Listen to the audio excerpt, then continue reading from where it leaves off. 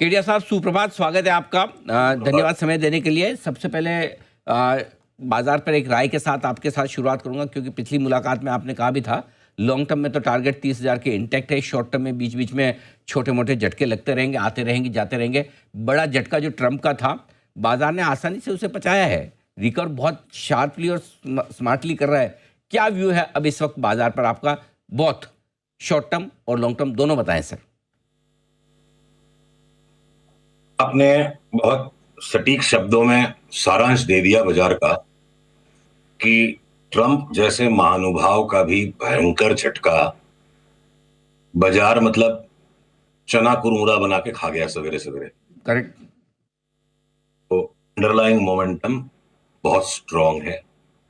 और अपनी last week जो बात हुई थी अनिल जी, कि भले ही बकरे ईद में, जून वाली ईद में कटेंगे, पर अपनी ये जो ईद सोमवार को मन रही है, मंगल बुधवार में बकरे कट जाएंगे। तो 2 दिन में जो करेक्शन 23,900 से निफ्टी का, आज सवेरे की ओपनिंग गैप डाउन में 23,200 हो गया, और एसजीएक्स निफ्टी में तो 23,050 तक हो गया। तो ये करेक्शन कंप्लीट हो गया है। तो अगर मैं पीसीआर से अनुरोध करूं, चार्ट को दिखाइए, क्योंकि चार्ट के आपको बात असमंजस की नहीं लगेगी। बाजार ने तैयारी कर ली है कि अगला पड़ाव 24,600 का, ये देखो आप, अगला पड़ाव 24,600 का।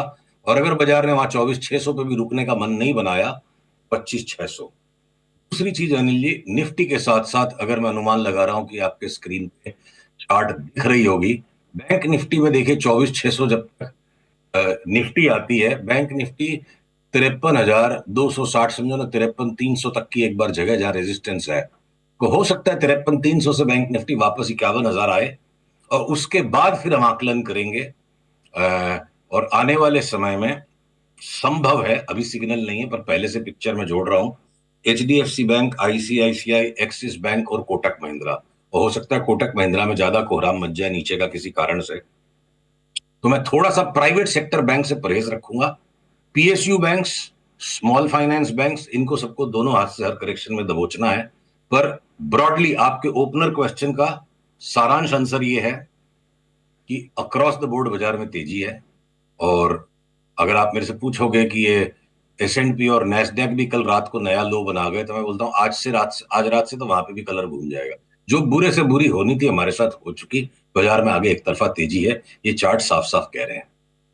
एक जो जगह सबसे ज़्यादा कमज़ोर है इस बाज़ार में, वो है आईटी शेयर।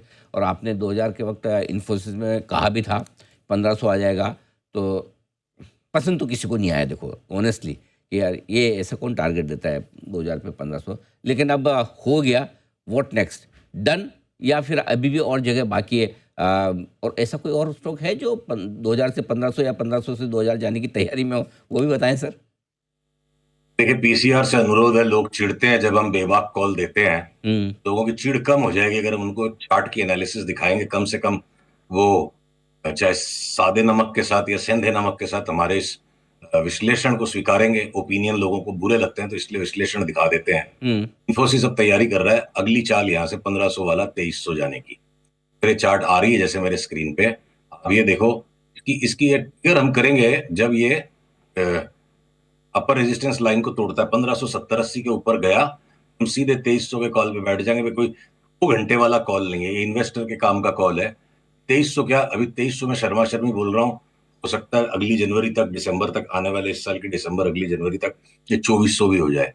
तो इन्फोसिस जैसे स्टॉक ने भी अगर 50% से ज्यादा निवेशक को रिटर्न देने की तैयारी कर ली अगले 10-12 महीने के अंदर, लीवर, रिलायंस, एशियन पेंट्स जैसे स्टॉक ऑलरेडी ये तैयारी करके बैठे हुए हैं, तो भाई साहब 30,000 की निफ्टी सुनने में तो लगेगी कि अफीम खा के बात कर रहा है। पर प्रॉब्लम संसार के साथ पता है क्या है? ज्यादातर बुद्धिमान लोगों की बुद्धि मलिन हो जाती है उनके अहंकार से, और अहंकार से मलिन बुद्धि सामने क्या घटित हो रहा है उसको देख नहीं पाती है। आप अहंकार को त्यागो, चार्ट को ढंग से स्टडी करो, क्योंकि डिस्क्रिप्टिव फंडामेंटल के मैं खिलाफ नहीं हूं, और उससे अहंकार की उत्पत्ति होती है। और जो सामने घटना घट रही है उसको देखने से माइंड रिफ्यूज कर देता है, अपने जस्टिफिकेशन फंडामेंटल के नाम पे लोग देने लगते हैं। तो फंडामेंटल बहुत मजबूत हैं। इसी बात पर ऐसे टेक्निकल्स बने हैं कि 50% तक की रिटर्न इंडेक्स के हेवी वेट स्टॉक्स में आने को तैयार है।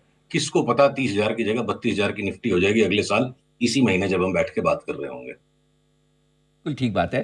तो ये आपका व्यू आया बिल्कुल इन्फोसिस पे। इन्फोसिस के अलावा दो और सेक्टर है जिन पर मैं आपसे व्यू लेना चाहता हूँ। एक जो आज बड़ा गर्म है, फार्मा। दूसरा जो पिछले दिनों से थोड़ा नरम है, ऑटो। टैरिफ के ऐलानों से इन दो सेक्टर पर असर भी ज़्यादा पड़ा है। इन पर क्या व्यू और कोई स्टॉक जो आपको पसंद या नापसंद हो? फार्मा में अपनी बहुत विस्तार में अनिल जी पिछले कई गुरुवारों में बात हो चुकी है कि सबसे श्रेष्ठ जो डॉक्टर रेड्डीज और सन फार्मा, जिसको 8 महीने से 10 महीने से मैं परहेज था कि हाथ भी नहीं लगाना है, ये दोनों 30-30% बढ़ने को तैयार है। और फिर जो मझोले फार्मा शेयर्स और भी हैं, वो बायोकॉन हो गया, शिल्पा मेडिकेयर हो गया, ये सारे निकलेंगे। तो सबसे बड़े दो फार्मा शेयर्स जिनमें सबसे ज्यादा परहेज था, उनकी चार्ट सबसे क्लियर है, डीवी साइडवेज बैंड में।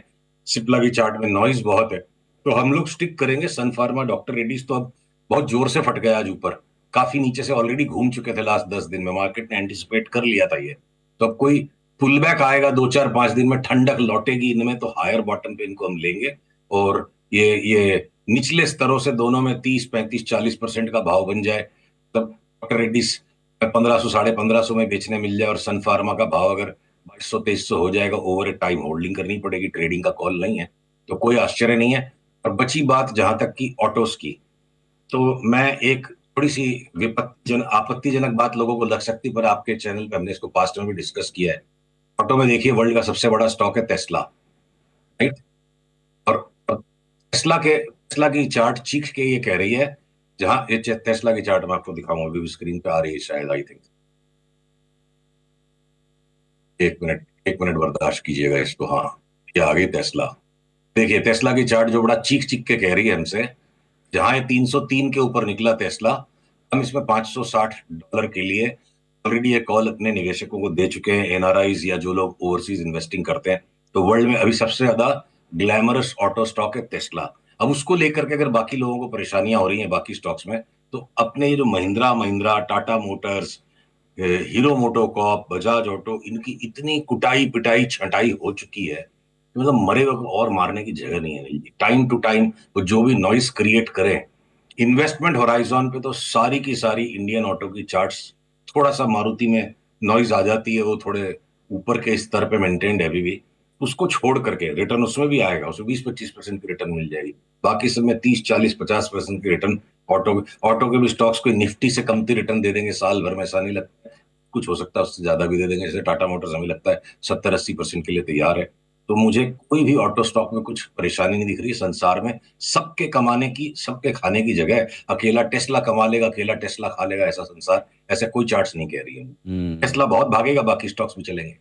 चलिए, ये अच्छी बात है कि फार्मा और ऑटो ये दो और ऐसे सेक्टर हैं जहाँ पर खरीदारी करने की जगह है। और जो अब तक का मजबूत सेक्टर है, प्राइवेट बैंक स्पेशली, वहाँ पर अब आपको खरीदारी नहीं करनी है। और खरीदना ही है बैंक्स में तो सरकारी बैंक और छोटे स्मॉल फाइनेंस बैंक खरीद सकते हैं। साथ ही आईटी शेयर जो इतने गिरे पिटे मरे पड़े हैं आज भी और पूरे साल, आप देख ही रहे हैं, यहाँ पर अब बॉटम बनने के संकेत आते दिख रहे हैं। बहुत बहुत धन्यवाद केजे साहब समय। अच्छा, एक मिनट एक और रह गया सर, सॉरी। गोल्ड पे राय दीजिए। देखिए गोल्ड से ज्यादा आसान चार्ट सिल्वर की है, और सिल्वर चूंकि उसकी ज्यादा चंचल बहन है, तो मैं पहले सिल्वर से शुरू करूंगा, जिससे कि आपको मेरी गोल्ड की चार्ट में ये नहीं महसूस होगा कि मैं कहीं कटती नाक को सिलाई करने की कोशिश कर रहा हूँ। ठीक है, गोल्ड थोड़ा हमारी नाक को नोच रहा है। 1900 से लेके $2600 तक लगातार एक तरफा तेजी देने वाली रिसर्च फर्म केडियानॉमिक्स के अलावा कोई नहीं थी। और अगर हमने 2600 से लेके यहां तक के गोल्ड के कॉल को इग्नोर किया है कि हर आखिरी चीज को पकड़ना जरूरी नहीं है। देखिए सिल्वर की चार्ट में स्पष्ट ये सारे इरेगुलर बी वेव्स हैं। अब ये सिल्वर के अंदर में कल जो सेल ऑफ आ गया, यहाँ पे सेल ऑफ आ गया, सिल्वर में हम ऑलरेडी शॉर्ट हो चुके हैं। तो सिल्वर के अंदर अब हमको जो शॉर्ट का ट्रेड मिल गया, दिन तक सिल्वर की तेजी को इग्नोर करके, अब ये 34.4 का स्टॉप लॉस रख के 26 तक की अगर सिल्वर में फॉल है, सिल्वर मान लो बी ग्रुप स्टॉक के जैसा है गोल्ड के कंपैरिजन में, तो आप देखो गोल्ड की चार्ट को, आपको इतनी विषमता नहीं होगी। ये जितना भी बड़ा न्यू हाई आ गया, सारे पैसे कमाना किसी के बस का नहीं, हमारे बस का नहीं है। नाड़ी आदमी, नादान आदमी, मासूम आदमी कमा लेगा, ज्यादा जानकार आदमी को यार छोड़ना पड़ेगा। हमने छोड़ा है, क्योंकि ये जो पिक्चर है गोल्ड पे, ये पिक्चर है गोल्ड पे कि जब भी ये घूमेगा और हमें सिग्नल मिलेगा, इसको शॉर्ट करके $2400 तक कमाएंगे। वो शॉर्ट का सिग्नल एक आध दिन में कभी भी आ सकता है, अभी तक नहीं आया है। सिल्वर से हमें आशा है, गोल्ड बिल्कुल अपने चरम पर खड़ा है, हाईएस्ट पॉइंट पे। तो घूमने दीजिए, क्या पता अगले गुरुवार तक हम आएंगे, गोल्ड आपको 3,000 के नीचे मिलेगा और $2500 के ऊपर में सारी दुनिया बेचने बोलेगी, वहां हमें लेना है।